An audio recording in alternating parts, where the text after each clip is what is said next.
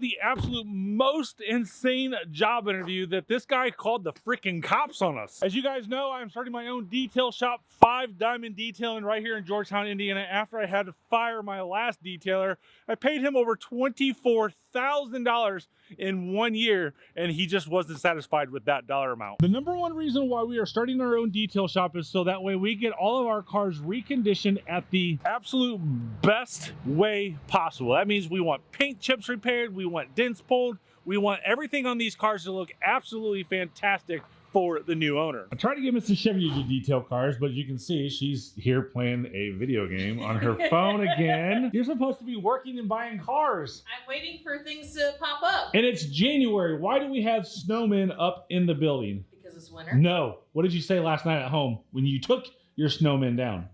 I said I took Christmas down. Exactly. So No. Snowmen are Christmas, No. not winter. Take them down. You guys decide in the comment section. Are they winter or are they Christmas? Look, we have all these dumb snowmen back here. We have that one there.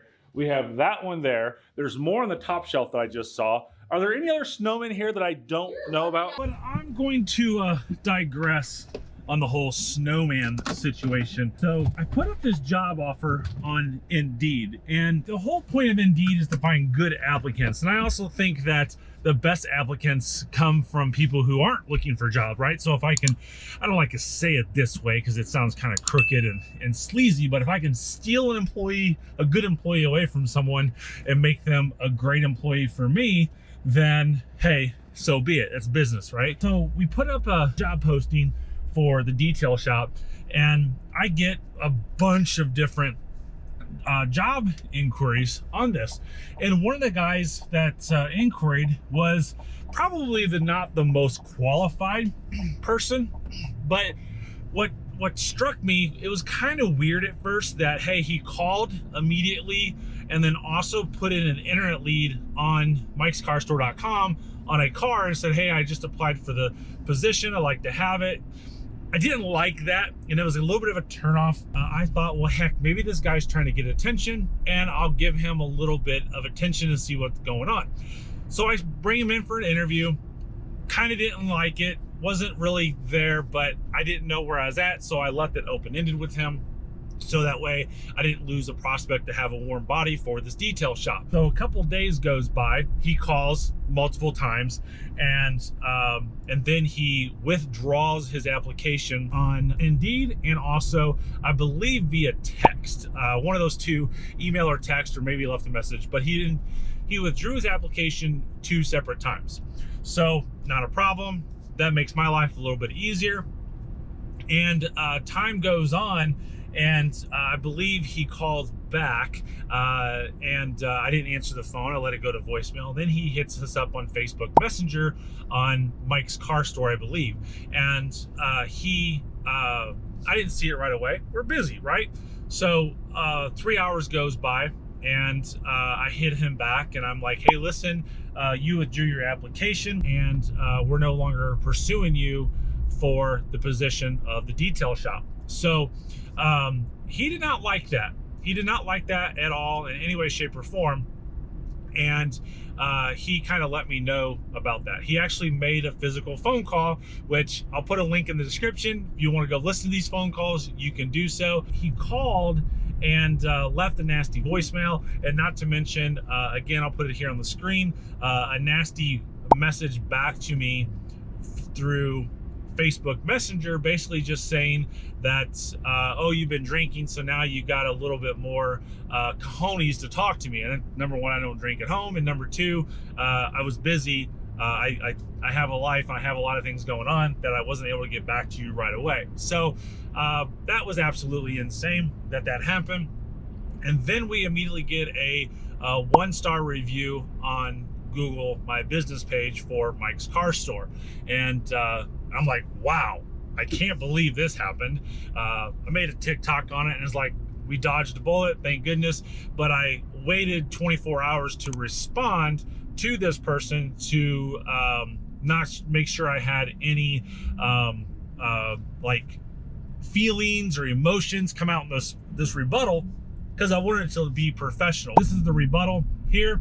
think it was very professional. And I also included the link that's in the description to anybody who wanted to read this, that they could be like, this dude's crazy. This guy is psycho. I don't know what the hell's going on with this guy, but they're probably glad he didn't hire him, right? And I responded with his name, even though the Google My Business listing was in what I believed was his wife's name. I assumed that maybe, hey, he signed in on a computer under his wife's name or whatever the case may be.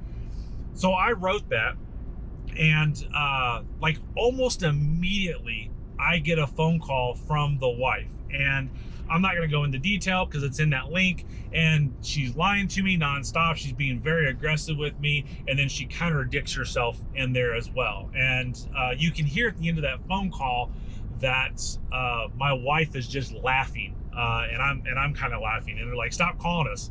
Like, we've never called you. We've never called you one time. You've called us." And lo and behold, that Google review gets deleted.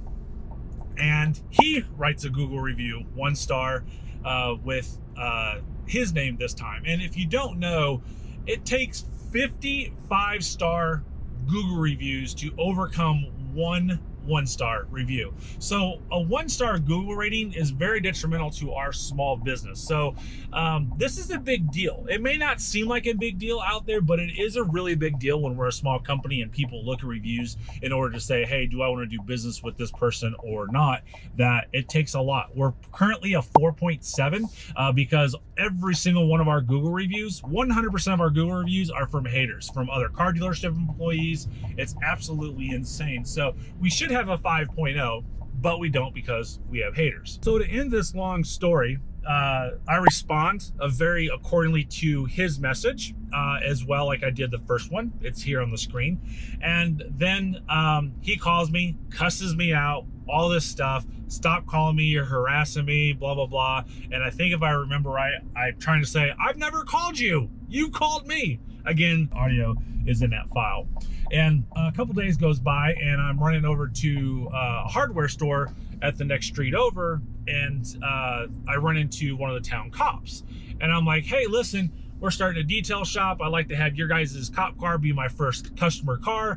And what can we do to get that going? And he's like, oh yeah, I think we can make that happen. I'll talk to the chief and we'll take care of it. And I'm like, I'll hook you guys up. I'll do it for free. It's not a problem. And so he says, I said, hey, by the way, just kind of keep an eye on the lot, because I had a crazy guy come in 2 nights ago, and he says, I know. I'm like, what do you mean you know? I was like, he called me. I said, he called you? What? He called you about me? He says, oh yeah, he tried to press charges against you for harassing and stuff like that. He wanted me to arrest you. I'm like, what? I'm like, you've got to be kidding me. I started laughing. I said, oh my God. I said, I'm not getting into it. Obviously, you never called me or contacted me because you know what's going on. And he's like, hey, I can't get much into the details. But I've talked to a few other police officers that the conversation was had with them as well. And we looked at the evidence, so to speak. And they're like, yeah, this dude's crazy. He's actually harassing you. And if you wanted to do something about it, we could go handle it. And I'm like, well, we don't need to do anything about it. We're good. I'm not worried about it. Our first potential employee then wants to file harassment charges and calls 911 on us. Interesting. But that's just it. That's just part of the business. But I've got some exciting news. We are officially open for business. I put this billboard up myself, a 30-foot by 20-foot billboard right next to our building here in Georgetown, Indiana. And what's more exciting, we officially have 2 employees here, and they both drive Chevys, a Chevy Cruze and a Chevy Malibu. And this place is looking pretty awesome here.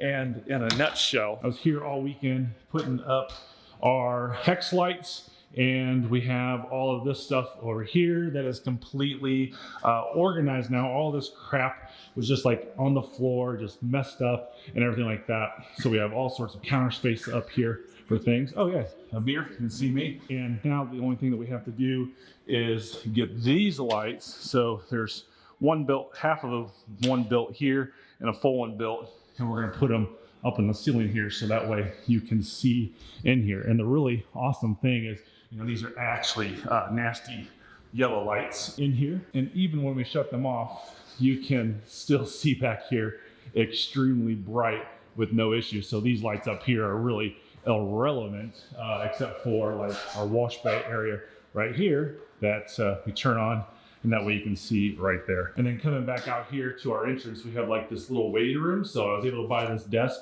off of Facebook Marketplace for $100. We got the computer monitor that I bought, brand new computer, whatnot. So nice little table over here. So because we have another big surprise coming to you guys that I'm really excited about, that we're gonna need some stuff up here for display and whatnot. And we have, you know, one chair up here. So if customers needed to wait here, they could, because one of our specialties is gonna be a 3-hour detail that will detail your car within 3 hours. So you can drop it off and come back, or if you want to drop it off and wait here, whatever the case may be, it's going to be really, really exciting. And I'll tell you this, and I wasn't sure if I was going to talk about this much, but I'll let you guys in on a little insider secret.